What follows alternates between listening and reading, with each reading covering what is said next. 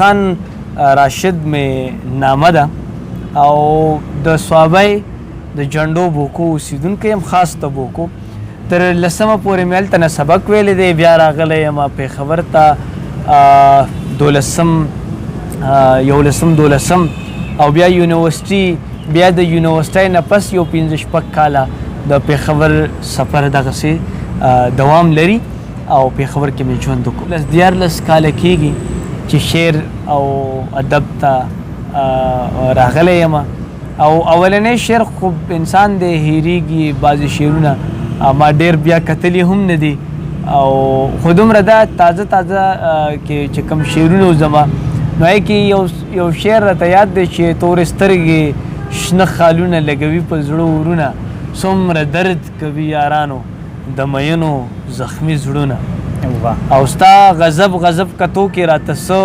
اثر ښکارېږي چې کتلي دي ما ته راله نه راځي خوبونه. نو دغه یو څو شعرونه راته یاد دي د لومبني وخت خپل چې کوم دی نو غزل خوښومه او غزل کې چې کوم دی یو شعر د اسمان سره خبرې کوي او بل د ځمکې سره خبرې کوي، یو شعر کې د جانان سره خبرې، بل شعر کې د رقیب سره خبرې. زار شم در نه ګلې سترګې واړوه، سامې دا وتلې سترګې واړوه، سامې دا وتلې سترګې واړوه، بیا سره به بیا ګورو چې څه کېږي، بیا سره به بیا ګورو چې څه کېږي، اوس رانه دا ښکلې سترګې واړوه، سمې دا وتلې سترګې واړوه، سمې دا وتلې سترګې واړوه. او مکتب پکې درته ووایم چې سو بدر تزپ اشارو وایم، سو بدر تزپ اشارو وایم، سو بدر تزپ اشارو وایم، سو بدر تزپ اشارو وایم،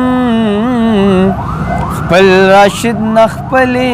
سترګې واړوه، سمې دا وتلې سترګې واړوه، سمې دا وتلې سترګې واړوه. ستا غمونو اچولې پې دې راده، جوړه شوې مې د زړه نه هدیره ده، ستا غمونو اچولې پې دې راده،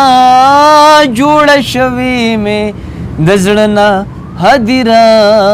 ده، سر تندې د هغو نه لګي قسم دی، سر تندې د هغو نه لګي قسم دی، چې د زړه نه ورته مور کړي خیره ده، جوړه شوې مې د زړه نه هدیره ده، ستا غمونو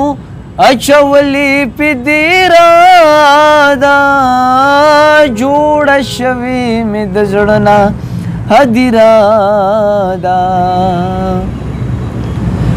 زما اوښکې که چپې د اباسین دي، زما اوښکې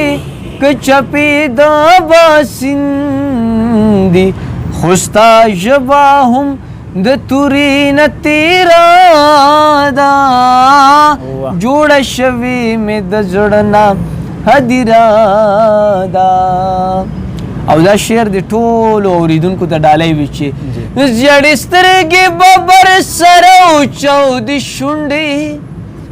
زیړې سترګې ببر سره اوچودې شونډې،